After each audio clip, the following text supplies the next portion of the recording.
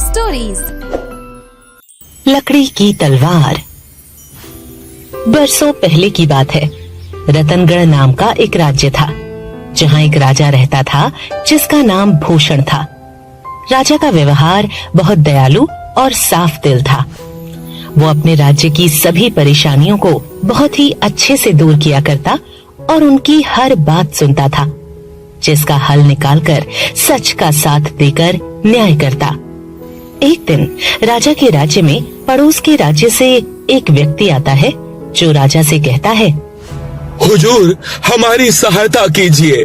हमारे राजा को दुश्मनों ने कैद कर लिया है और वो पूरे राज्य पर हुकूमत कर रहे हैं। हुजूर, मैं आपके पास बहुत उम्मीदें लेकर आया हूँ। आपसे निवेदन है, आप हमारे राजा को बचा लीजिए। तुम्हारे राजा को इस मुश्किल से मैं बाहर निकालूंगा, चाहे कुछ भी हो जाए।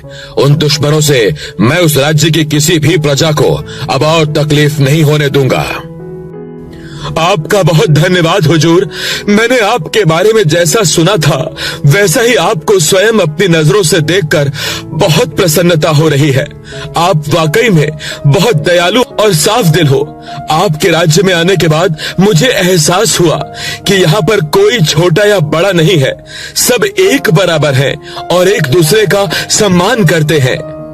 ये राज्य ही मेरा परिवार है और इसीलिए मैं अपने परिवार के साथ एकता बनाए रखता हूँ। मेरी नजर में ना कोई गरीब है ना कोई अमीर है। मेरे लिए सब बराबर हैं, फिर चाहे वो कोई भी हो। राजा अपने सिपाहियों को खुद तलवार चलाना सिखाया करता था। राजा के राज्य में एक सिपाही था जिसका नाम निशांत था। राजा ने उसकी एक बहादुर सिपाही की तरह परवरिश की थी, क्योंकि राजा को निशांत किसी जंगल में लावारिस मिला था, जिस वजह से वो उसे अपने राज्य में लाया और उसको एक सिपाही बना दिया। एक दिन राजा निशांत से कहता है, निशांत, मेरे बहादुर बेटे, आगे चलकर तुम्हें बहुत सी जिम्मेदारियां संभालनी है। इसीलिए बेटा, तुम अब से बहादुरी और समझदारी से हर काम किया करो। अभी पड़ोस के राज्य पर हमला हुआ है। वहां का सेवक हमसे सहायता की उम्मीद लिए आया था। मैं चाहता हूं तुम वहां के राजा और उसकी प्रजा की सहायता करो। महाराज, मैं आपको अपना सब कुछ मानता हूं। अगर आप नहीं होते तो न जाने मेरे साथ क्या होता। आप जैसा बोलेंगे वैसा ही होगा, फिर चाहे वो काम कितना भी मुश्किल क्यों ना हो। मुझे तुम पर पूरा भरोसा है मेरे बहादुर सिपाही। निशांत का राजा के प्रति इतना लगाव देखकर राजा की पत्नी उर्मिला और राज्य का सिपाही प्रताप निशांत से बहुत नफरत किया करते थे, जिसके चलते वो हर दिन नई तरकीब बनाकर उसे परेशान करते थे। एक दिन सिपाही प्रताप, दासी और उर्मिला निशांत को देखकर आपस में बात करते हुए एक दूसरे से कहते हैं, वो देखो, उस अनाथ लड़के को जिसे हमारे महाराज अपने राज्य में लेकर आए थे। वो हमारी तरह सिपाही नहीं बल्कि इस राज्य का नौकर बन गया है और हमारे राजा भी उसका इस्तेमाल कर रहे हैं, बहादुर सिपाही बोल बोल कर। तुम सही बोल रहे हो प्रताप, ये अनाथ है और हमेशा रहेगा। सरासी तलवार चलाना क्या सीख लिया, अपने आप को राजा का बेटा समझ रहा है। इससे अच्छी तलवार तो दूसरे सिपाही चला लेते हैं। बस कीजिए आप सब अपशब्द बोलना। मैं अनाथ जरूर हूँ, लेकिन मेरा समर्थन करने के लिए मेरे महाराज सदैव मेरे साथ रहते हैं। इसीलिए आप ये कड़वी बातें मेरे खिलाफ इस्तेमाल करने से मुझे कोई फर्क नहीं पड़ता और वो तो वक्त ही बता देगा मैं बहादुर सिपाही हूँ या फिर नहीं। उर्मिला हमेशा से निशांत से भेदभाव करती थी, क्योंकि उसे लगता था कि राजा उसके बेटे से ज्यादा प्रेम निशांत से करते हैं और राजा एक दिन उसे अपना राज्य भी दे देगा, जिसके चलते उर्मिला, सिपाही और दासी साथ मिलकर निशांत के खिलाफ साजिश करते हैं। यही मौका है निशांत को सबक सिखाने का, जिससे वो राजा की नजर में गिर जाएगा और हम अच्छे सिपाही बन जाएंगे। लेकिन हमें एक ऐसी तरकीब सोचनी होगी जो हमारे इस काम को सफलतापूर्वक अंजाम दे सके। तुम इतना मत सोचो। निशांत को जलील करने के लिए मैं कुछ भी कर सकती हूँ। आखिर वो मेरे बेटे का अधिकार छीन रहा है। मुझे कुछ भी करके उसे इस राज्य से बाहर निकालना है या फिर उसे जान से ही मार देना है। किंतु महारानी, ये सब इतना आसान नहीं है। निशांत बहुत ही चालाक और होशियार है। उसे हमारी हर चाल का पता होता है। तुम लोग तो कुछ नहीं कर सकते, लेकिन मेरे पास एक तरकीब है जिससे निशांत सुकून से हमेशा के लिए सो जाएगा, क्योंकि मैं उसके शरबत में जहर जो मिलाने वाली हूं।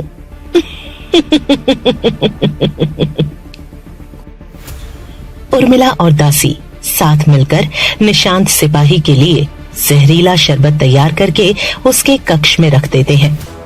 लेकिन कहते हैं ना, किस्मत में जो लिखा है वही होता है। निशांत उस जहरीले शरबत को बस पीने ही वाला था कि तभी उसे राजा का बुलावा आ जाता है, जिस वजह से वो शरबत नहीं पी पाता। वहीं दूसरी तरफ उर्मिला की हर तरकीब नाकाम होने पर वो गुस्से में आकर सबसे कहती है, आखिर ये निशांत सिपाही मर क्यों नहीं रहा है? हर बार बच जाता है। इसे कैसे भी करके मारना ही होगा, वरना आगे चलकर ये मेरे बेटे का अधिकार छीन लेगा। महारानी जी, आप बिल्कुल भी फिक्र मत कीजिए, क्योंकि अभी हमारी हर साजिश नाकाम हो रही है। लेकिन एक न एक दिन वो समय भी आ ही जाएगा जिस दिन निशांत को हम अपने सामने मरता हुआ देखेंगे। इसी तरह कुछ दिन बीत जाते हैं और एक दिन राजा को खबर मिलती है कि उसके राज्य पर भी दुश्मन हमला करने वाले हैं और वो कभी भी हमला कर सकते हैं। राजा ये खबर सुनकर अपने सारे सिपाहियों को मजबूत करके दुश्मनों के खिलाफ युद्ध के लिए तैयार करता है, जिसका फायदा उठाते हुए सिपाही और दासी फिर से साजिश करते हैं। मैंने एक तरकीब सोच ली है। क्यों न हम निशांत की मयान में असली तलवार की जगह लकड़ी की तलवार रख दें, जिसकी वजह से वो दुश्मनों से लड़ाई भी नहीं कर पाएगा और जगह पर ही खत्म हो जाएगा। उसके मरने के बाद हम राजा की नजर में अच्छे और बहादुर सिपाही बन जाएंगे। हाँ, तुम सही कह रहे हो।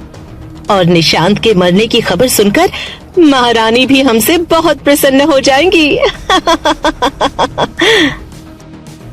इस राज्य में मेरे कुछ सिपाही हैं जो निशांत से बहुत ज्यादा नफरत करते हैं, बिल्कुल मेरी तरह। मैं उन्हें भी अपने साथ शामिल कर लूंगा।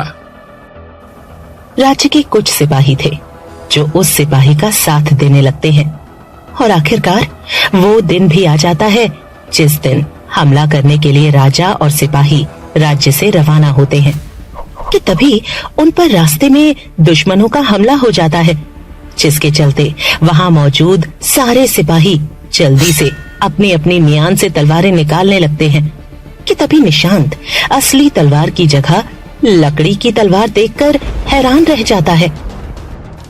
मुझे अच्छे से याद है, मैंने मयान में असली तलवार ही रखी थी, लेकिन ये लकड़ी की तलवार कहां से आ गई? मुझे कैसे भी इस तलवार से समझदारी और बहादुरी के साथ युद्ध जीतना है, क्योंकि मैं अपने राजा और सिपाहियों की जान अपने सामने जाते हुए नहीं देख सकता। मुझे दुश्मनों को खत्म करना ही होगा। निशांत उस लकड़ी की तलवार से पूरी बहादुरी के साथ दुश्मनों से लड़ता है और उन सिपाहियों को भी बचाता है जिन्होंने निशांत की तलवार बदलकर लकड़ी की तलवार उसकी म्यान में रख दी थी, जिसके चलते वो सिपाही अपनी की गई गलती का पछतावा करते हैं। वहीं दूसरी तरफ उर्मिला की दासी उर्मिला को जहर देती है और उससे कहती है, मर जा उर्मिला, सुकून से। क्योंकि तूने हर बार मेरी बेइज्जती की है और मुझे क्या कुछ नहीं कहा, मुझसे गधों की तरह काम करवाया, यहाँ तक कि मुझ पर हाथ तक उठाया। तू महारानी नहीं, महारानी के नाम पे कलंक है। तेरी सजा यही है कि तू तड़प तड़प कर मरे।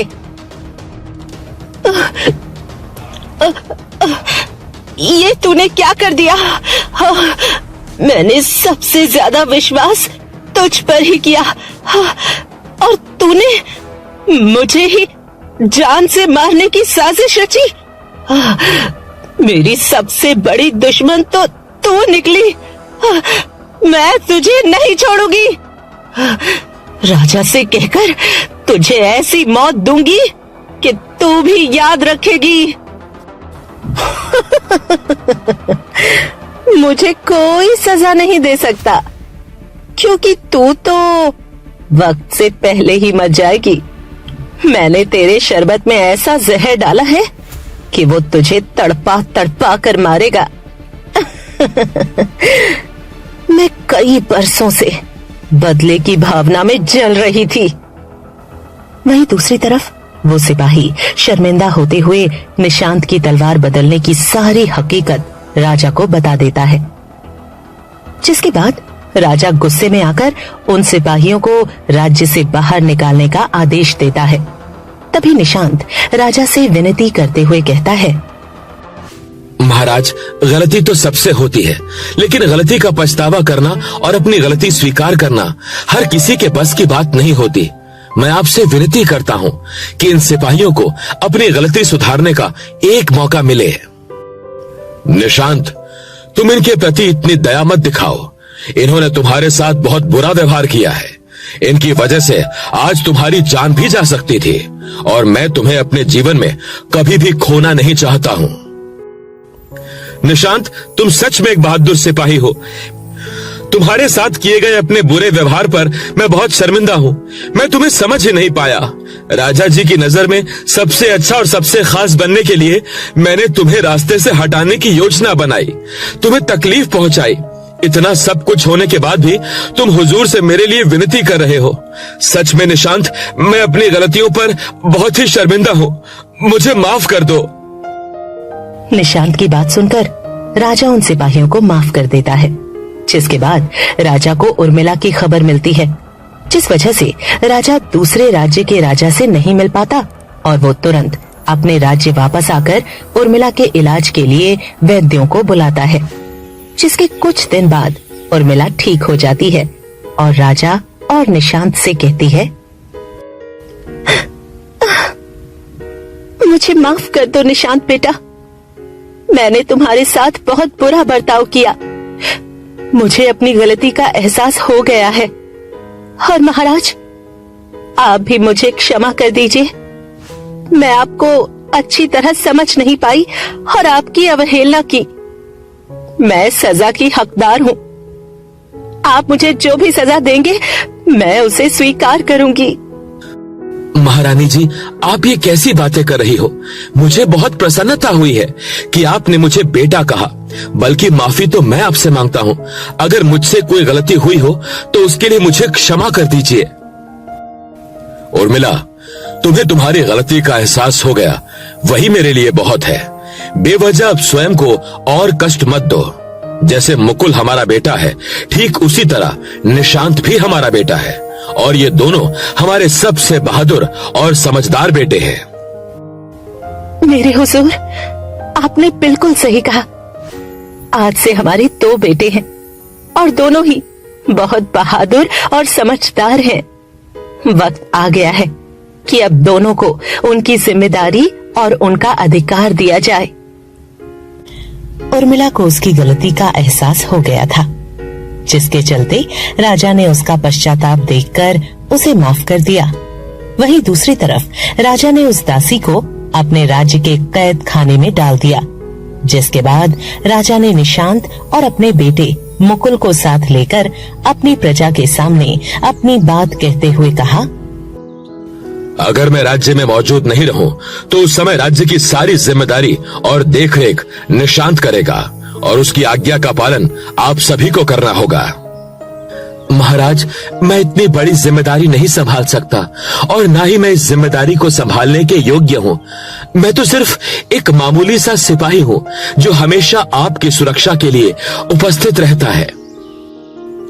आज निशांत की इज्जत मेरे दिल में और भी बढ़ गई है, और इसने सही कहा था कि एक सिपाही की पहचान उसकी तलवार से नहीं बल्कि उसकी बहादुरी और बुद्धि से युद्ध करते हुए देखी जाती है। तलवार तो जंग करते समय नीचे गिर जाती है, लेकिन बहादुर वही होता है जो दुश्मनों को अपने कौशल से परास्त करे। ठीक उसी तरह निशांत ने पड़ोसी राज्य के राजा और उनकी प्रजा को सही सलामत बचाया। राज्य की प्रजा बहुत प्रसन्न थी कि तभी अचानक से पड़ोसी राज्य से बहुत सारे उपहार और कुछ तलवारें राजा के लिए उपहार में आती हैं, जिसे वही सेवक लेकर आता है जो पहले राजा से अपने राज्य और राजा को बचाने के लिए सहायता मांगने आया था। वो राजा और निशांत सिपाही से कहता है, राजा ने आपके लिए कुछ उपहार भेजे हैं। बहुत ज्यादा जख्मी होने के कारण वो आपसे मिलने नहीं आ सके। आप इसे स्वीकार कर लीजिए।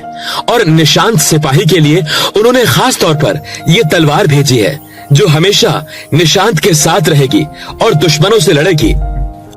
अपने राजा को हमारी तरफ से धन्यवाद कहना और कहना कि ये हमारी जिम्मेदारी है कि हम एक दूसरे की सहायता करें और हर मुश्किल में एक दूसरे का साथ देकर दुश्मनों को शिकस्त दें। वैसे भी हमारे पास युद्ध के लिए निशांत जैसा बहादुर सिपाही है जिसने लकड़ी की तलवार से दुश्मनों से युद्ध करके ये दिखा दिया कि एक बहादुर सिपाही की पहचान क्या होती है। आप अपने राजा जी से कहना कि मेरी तरफ से उनका बहुत धन्यवाद। जैसे मेरे लिए महाराज हैं, ठीक उसी तरह मेरे लिए वो हैं। दोनों के लिए मेरी जान भी हाजिर है। मैं आखिरी दम तक मेरे दोनों हुजूर की हिफाजत करूंगा। महाराज, अब मुझे समझ आया कि आप निशांत सिपाही को इतना खास क्यों मानते हो। निशांत सिपाही की लकड़ी की तलवार का युद्ध सुनकर राज्य की प्रजा उसकी प्रशंसा करने लगती है, जिसके चलते राजा को निशांत पर पहले से ज्यादा विश्वास हो जाता है और उर्मिला भी अब उसे अपने बेटे की तरह प्रेम से अपना लेती है, जिसके चलते राजा अपने राज्य का वारिस निशांत सिपाही को बनाता है। इसी तरह एक बहादुर सिपाही ने अपनी जंग एक लकड़ी की तलवार से लड़ी और सबका दिल जीत लिया। कहानी से सीख। हमें इस कहानी से ये सीख मिलती है कि किसी भी व्यक्ति की पहचान उसकी वस्तु से नहीं बल्कि उसकी बुद्धि और उसके हुनर से की जाती है। अगर उसकी बुद्धि तेज है तो वो बिना वस्तु के ही अपनी बुद्धि और हुनर का उपयोग करके अपने हर काम को सफलता की ओर ले जा सकता है। कहानी अच्छी लगी है तो इस वीडियो को लाइक और शेयर कीजिए और कमेंट करके भी बताइए कि आपको ये कहानी कैसी लगी। मिलते हैं आपसे अगले वीडियो में। धन्यवाद।